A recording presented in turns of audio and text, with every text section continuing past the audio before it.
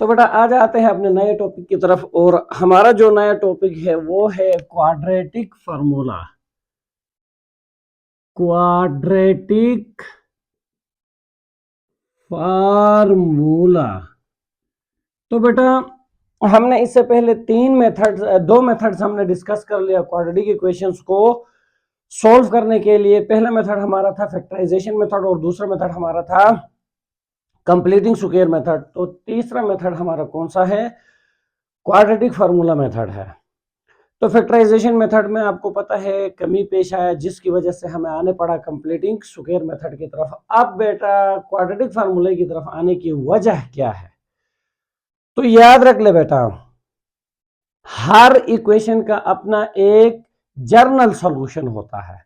Linear equation हो उसका अपना एक जर्नल सॉल्यूशन होता है, क्वाड्रेटिक इक्वेशन हो उसका अपना एक जर्नल सॉल्यूशन होता है, और बेटा क्यूबिक इक्वेशन हो उसका अपना एक जर्नल सॉल्यूशन होता है। तो उस जर्नल सॉल्यूशन को डिस्कस करने के लिए हमें क्वाड्रेटिक फार्मूले की तरफ आना पड़ा।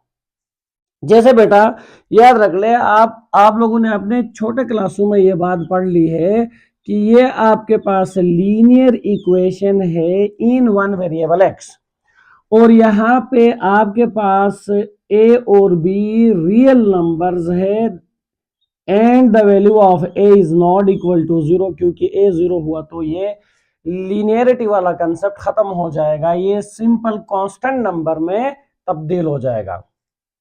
तो ये मेरे पास क्या है? Linear equation in one variable है। अब याद रख ले बेटा, ये उसका स्टैंडर्ड फॉर्म है। क्या है? Standard form. तो अब अगर आप इसका जर्नल सॉल्यूशन निकालना चाहते हो तो आप जर्नली इसको सॉल्व कर ले, तो आपके पास जो भी रिजल्ट आ जाएगा that is called its journal solution. तो जर्नल सॉल्यूशन के लिए आपको जर्नल फॉर्म या स्टैंडर्ड फॉर्म को सॉल्व करना होता है। जैसे मैं यहां से x की वैल्यू कैलकुलेट कर लो, तो मेरे पास A X that is equal to minus B, x is equal to minus B by A. ये जो मेरे पास आ जाता है this is called the general solution of linear equation in one variable. General solution, general solution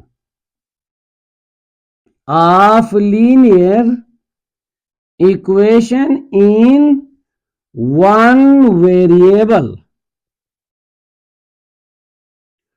और बेटा इसको हम कहेंगे linear formula, which is called the linear formula, which is called linear formula, linear formula। और इस फार्मूले की मदद से हम linear equation in one variable को डायरेक्ट सॉल्व कर सकते हैं। यहां पे देखे बेटा, A is the coefficient of X power 1, और ये बी क्या है? कांस्टेंट टर्म है। आप इस फार्मूले में लाके वैल्यू पुट कर ले तो आपका लीनियर इक्वेशन क्या हो जाएगा? डायरेक्ट सॉल्व हो जाएगा। लेकिन शर्त ये है कि आपका जो लीनियर इक्वेशन है वो अपने स्टैंडर्ड फॉर्म में होना चाहिए। देखिए बेटा, मैं आपको एक छोटा सा मिसाल दे देता हूं। फॉर एग्जाम्पल, मेरे पास 2x plus 1 that is equal to 0। इसको मैंने सॉल्व करना है। कौन सा मेथड यूज करके? लीनियर फार्मूला मेथड यूज करके। तो उसके लिए तो मुझे चाहिए ए और बी। तो बेटा देखिए, यहां मेरे पास ए की वैल्यू 2 है और बी की वैल्यू 1 है। तो एज वी नो दैट आपके पास x is equal to minus B by A. तो x is equal to minus B की वैल्यू क्या है? 1, और a की वैल्यू क्या है? 2 है। ये इस इक्वेशन का आपके पास सोल्यूशन आ जाएगा। अब होता यह था कि आप अपने 9th क्लास में इसको प्रॉपर्टीज ऑफ इक्वेशन यूज करके सॉल्व करते थे।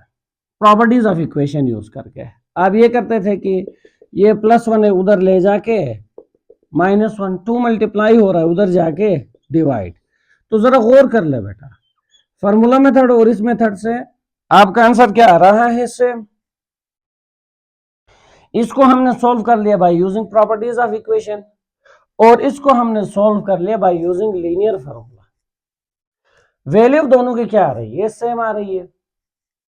तो बेटा याद रख ले, ये जो मेरे पास यहां हमने निकाल लिया है x की value, standard form of linear equation से, इसको कहते हैं journal solution of linear equation.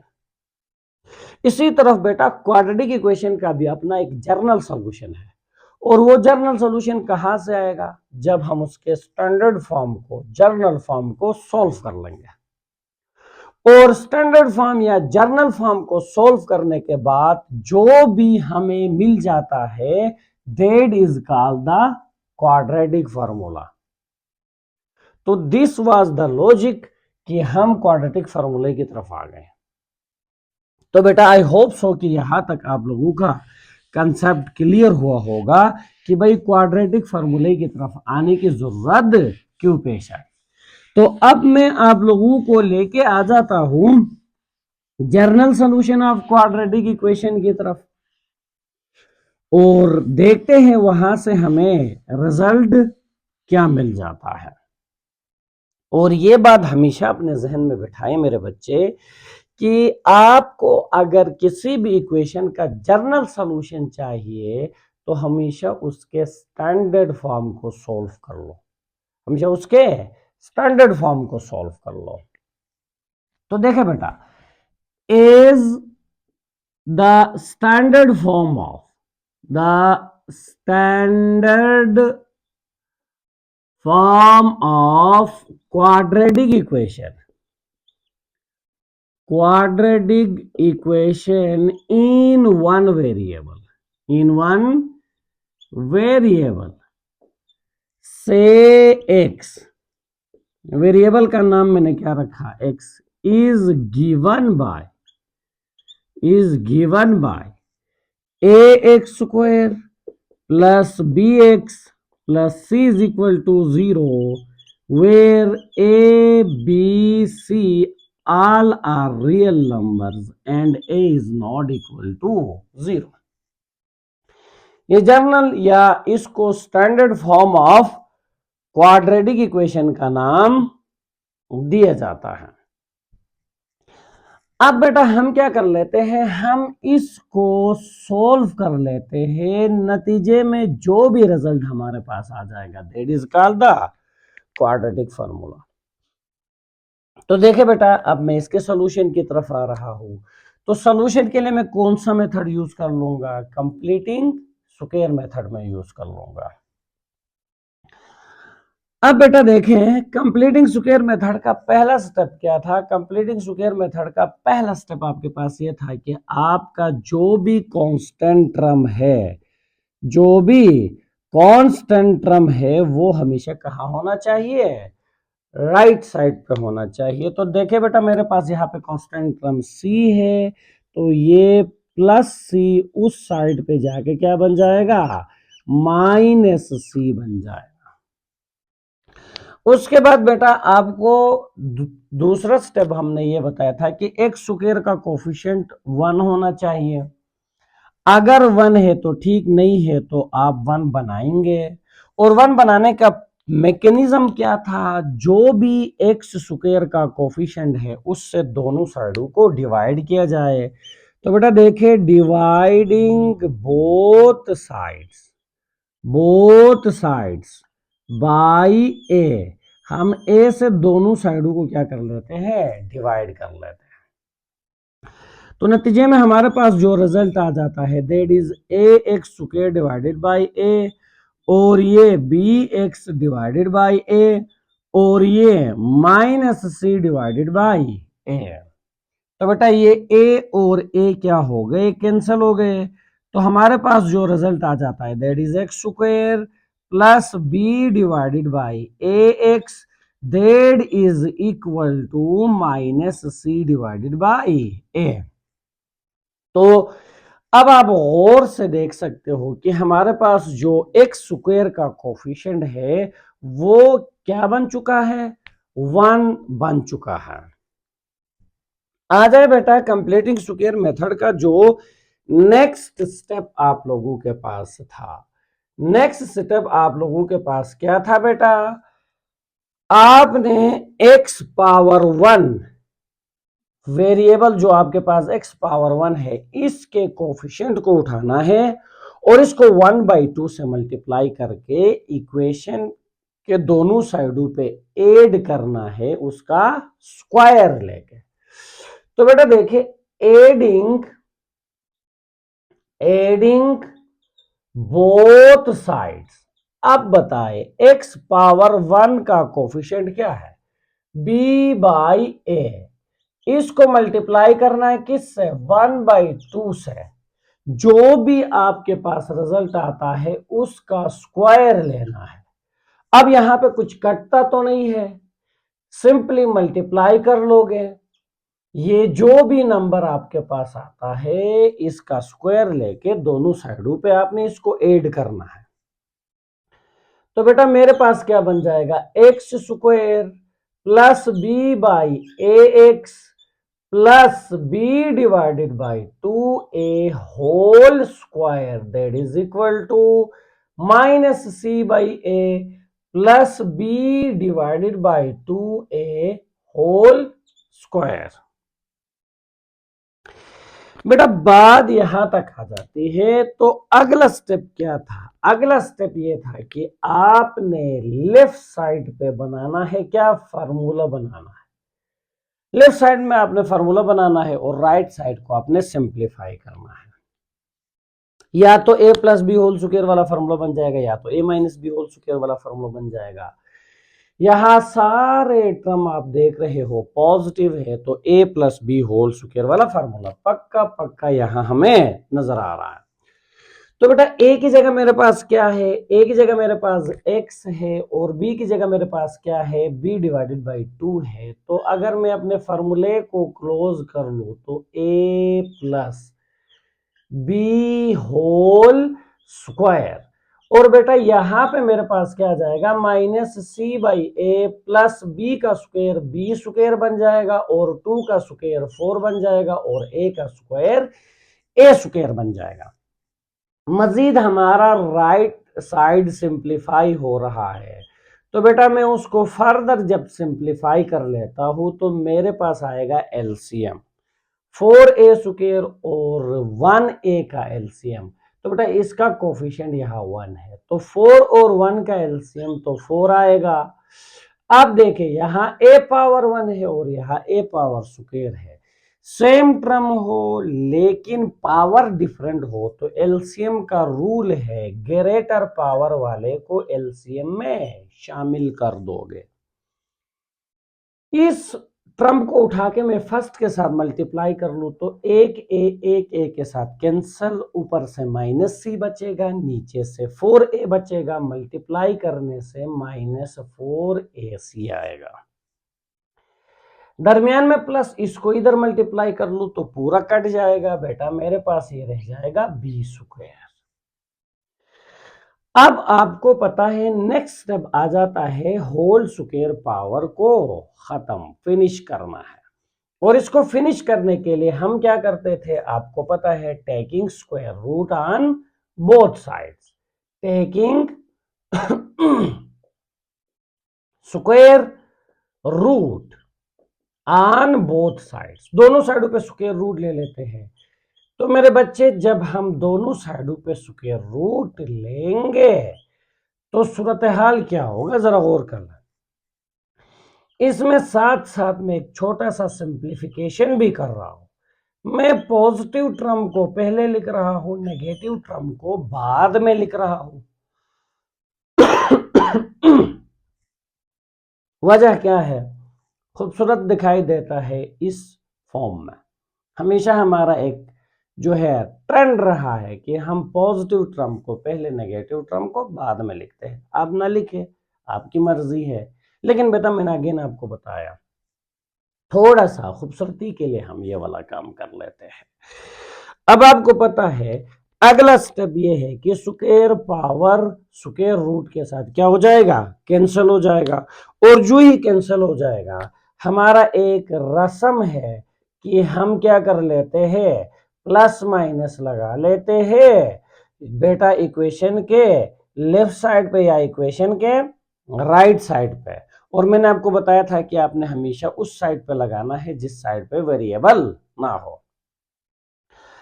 और दूसरी बात बेटा, आपने 9th क्लास में पढ़ लिया था कि बीच में डिवाइड हो या मल्टीप्लाई हो, स्क्वायर रूट का एक रूल है, वो न्यूमरेटर के ऊपर अलग, डिनोमिनेटर के ऊपर अलग अप्लाई होगा। तो अब यहां पे मैं आप लोगों को वाज़ेह कर देता हूं ताकि आप परेशान ना हो जाए। बेटा डिवाइड फॉर्म में हो तो रेडिकल न्यूमरेटर के ऊपर अलग, डिनोमिनेटर के ऊपर अलग अप्लाई होता है। एक स्टेप इसको आप आगे बढ़ाए, एक स्टेप, तो बेटा प्लस माइनस ये आएगा b square minus 4ac under the root divided by 4 का रूट आएगा 2 और a स्क्वायर का रूट आएगा a।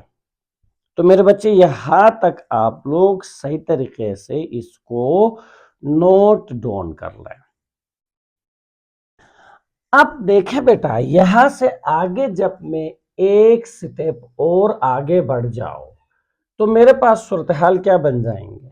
मुझे चाहिए x की वैल्यू, ये प्लस है, उधर जाके क्या बन जाएगा, ये उधर जाके बन जाएगा minus B divided by 2a, और बीच में प्लस माइनस, और ये मेरे पास B square minus 4ac root divided by 2a। अब देखिए बेटा, यहां पे निकलता है एलसीएम, तो जब मैं एलसीएम निकाल लूं तो मेरे पास आ जाएगा 2a, ये मेरे पास बन जाएगा minus b plus minus under the root b square minus 4ac। मजीद हम इसको सिंप्लीफाई नहीं कर सकते, फर्दर ये सिंप्लीफाई नहीं हो रहा। तो बेटा ये जो मेरे पास आ चुका है, this is the general solution of quadratic equation in one variable. तो यहां पे मैं लिख दे देता हूं which is the general solution of quadratic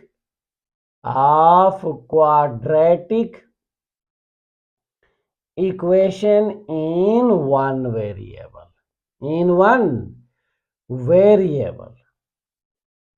और इसी जर्नल सॉल्यूशन को क्वाड्रेटिक फार्मूले का नाम दिया जाता है। It is called the quadratic formula, it is called the quadratic formula. तो मेरे बच्चे ये ख्याल रखना है, ये जो स्ट्रक्चर आपके पास बना हुआ है minus b plus minus under the root b square minus 4ac divided by 2a, इसको हम क्या कहते हैं, क्वाड्रेटिक फार्मूले का नाम देते हैं। और इसमें देखें तो बेटा आपके पास तीन चीजें मौजूद है, ए बी और सी। ये हमने अपने लेक्चर नंबर 1 में डिस्कस कर लिया था कि भाई A is the coefficient of X square, B is the coefficient of X and C is the constant term. अरे भाई ये तो बहुत आसान हो गया कि आप ए बी सी की वैल्यू को लाके इसमें पुट कर ले, सिंप्लीफाई कर ले, you will get the two values of x.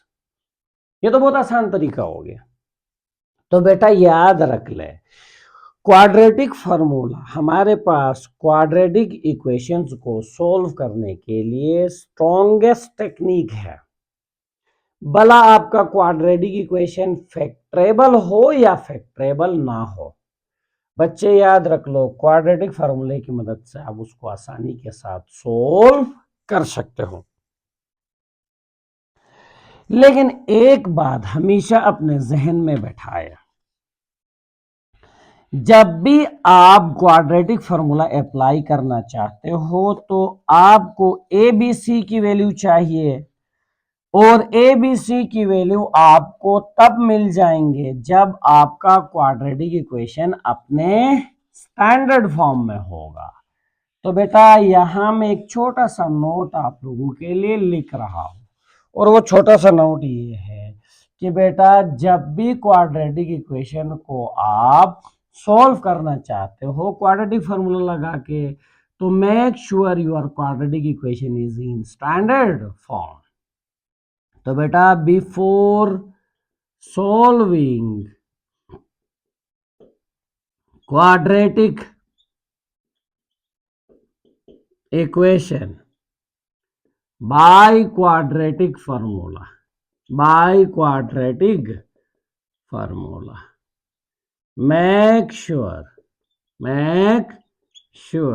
it is in standard form। बेटा ये पहले भी कंप्लीटिंग स्क्वायर मेथड में हमने डिस्कस कर लिया था कि भाई जब तक स्टैंडर्ड फॉर्म में नहीं होगा हम आगे प्रोसेस नहीं कर सकते। कंप्लीटिंग स्क्वायर मेथड में स्टैंडर्ड फॉर्म में होगा तो प्रोसेस आगे कंटिन्यू रहेगा। तो same is the rule for quadratic formula. Standard form में है तो आगे प्रोसेस कर लोगे, नहीं है तो पहले लेके आ जाओगे। अच्छा, दूसरी जो इंपॉर्टेंट बात है वो बच्चे ये होते कि हमेशा x को इस फार्मूले के बराबर लेके आधी होते हैं। तो ख्याल रखना है अगर आपका वेरिएबल x है तो x is equal to this formula. अगर किसी क्वाड्रेटिक इक्वेशन में वेरिएबल y है तो y is equal to this formula. अगर किसी क्वाड्रेटिक इक्वेशन में वेरिएबल t है तो t is equal to this formula. क्योंकि बच्चे आदी होते हैं x लेके, क्योंकि क्वेश्चंस के अंदर भी एक्सरसाइज में तमाम जगहों में x यूज हुआ है तो बच्चे x की ट्रैक पे आदी होते हैं। लेकिन ख्याल रख ले अगर किसी क्वाड्रेटिक इक्वेशन में वेरिएबल y है तो आप y को इस फार्मूले के बराबर लोगे। अगर वेरिएबल z है तो z को इस फार्मूले के बराबर लोगे। तो बेटा जो वेरिएबल है, मुख्तसरन ये कि जो वेरिएबल है उसी वेरिएबल को हम इस फार्मूले के बराबर लेंगे। एक छोटा सा एग्जांपल बेटा मैं आप लोगों के सामने रख रहा हूं। Solve by quadratic formula use करके आप इसको सोल्व कर रहे हैं। तो बेटा सोल्व बाय क्वाड्रेटिक फार्मूला, जैसे x square plus 5x plus 6 that is equal to 0। हमने क्वाड्रेटिक फार्मूला अप्लाई करके इसको सोल्व करना है। तो बेटा पहले हम देखते हैं कि क्या हमारे कंडीशंस पूरे हैं। कंडीशंस क्या थे? स्टैंडर्ड फॉर्म, बिल्कुल जनाब स्टैंडर्ड फॉर्म में है, आपको तकलीफ करने की जरूरत नहीं है। दूसरी बात, आपको चाहिए ए बी और सी की वैल्यू। तो मेरे बच्चे यहाँ ए की वैल्यू 1 है, मेरे बच्चे यहाँ बी की वैल्यू 5 है और सी की वैल्यू 6 है। तो अब आप क्या कर लेंगे? अब आप बिल्कुल रिलैक्स होके क्वाड्रेटिक फार्मूले को अप्लाई कर दोगे। तो बेटा लिख दोगे as we know that, as we know that. अगर आता है तो ये बात लिखना है, एज वी नो दैट। क्या जानते हैं आप? हम जानते हैं भाई कि आपका जो क्वाड्रेटिक फार्मूला है वो ये है, ये आपका क्वाड्रेटिक फार्मूला। और बेटा एक छोटी सी गलती अमूमन बच्चे कर लेते हैं, थोड़ा सा कुछ पेपर्स वगैरह चेक करते हुए जो हमें नजर आता है, बच्चे यहाँ तक लगा लेते हैं डिवाइड को, डिवाइड सिंबल को बच्चे यहाँ तक लगा लेते हैं। अगर यहाँ तक लगाएंगे बेटा समझो आपका रिजल्ट गलत है, आपने फार्मूला गलत लिखा है, तो बेटा बिल्कुल क्रॉस लगा दिया जाएगा। ये याद रख ले, होल डिवाइड है, पूरा होल डिवाइड, ख्याल रखना। तो बेटा पुटिंग वैल्यूज में यहाँ पे वैल्यूज पुट कर लेता हूँ। What is the value of b? Minus आपके पास 5 plus minus, what is the value of b? 5 square. 4, what is the value of a? 1, and what is the value of c? 6 divided by 2 into 1. So on simplifying this result, the net value will be 25 minus 24 divided by 2, 1 time is 2, तो बेटा -5 plus minus under the root 25 से 24 निकाल लोगे तो 1 आ जाएगा। और 1 का square root जब आप कैलकुलेट कर लेते हो तो the result is 1, the result is 1। तो ये -5 plus minus 1 divided by 2, plus minus का मतलब एक बारी प्लस में और एक बारी माइनस में। तो मेरे बच्चे जब मैं उठाऊंगा प्लस, जब मैं उठाऊंगा प्लस, तो मेरे पास आएगा जवाब क्या, -4/2, -2, ये मेरा जवाब आ जाएगा। और मेरे बच्चे जब मैं उठाऊंगा माइनस, तो मेरा जवाब क्या आएगा, मेरा जवाब आएगा -3। और ये जो दो वैल्यूज आ गए हैं, they are called the solutions of given quadratic equation. और हमेशा हम सॉल्यूशन सेट की फॉर्म में लिखते हैं। तो मेरे बच्चे ये पूरी कहानी किसकी है, ये पूरी कहानी क्वाड्रेटिक फार्मूले की है। और बेटा याद रख लो, अगर ये सारा कुछ आपको क्लियर है तो आपका एक्सरसाइज 1.2 कंप्लीट। इस पूरे टॉपिक से रिलेटेड है हमारा एक्सरसाइज 1.2। तो बेटा आज इस लेक्चर के अंदर हमने डिस्कस कर लिया क्वाड्रेटिक फार्मूला और क्वाड्रेटिक फार्मूले का प्रूफ। और बेटा याद रख ले, उससे रिलेटेड एक क्वेश्चन मैंने उठाया और उसको सिंप्लीफाई कर लिया। तो सेम यही काम हमने एक्सरसाइज 1.2 के अंदर करना है, जहां हमारे पास 10 क्वेश्चंस होंगे। तो बेटा अगले लेक्चर में मैं एक्सरसाइज 1.2 कंप्लीट कर लूंगा। तब तक के लिए अल्लाह हाफिज।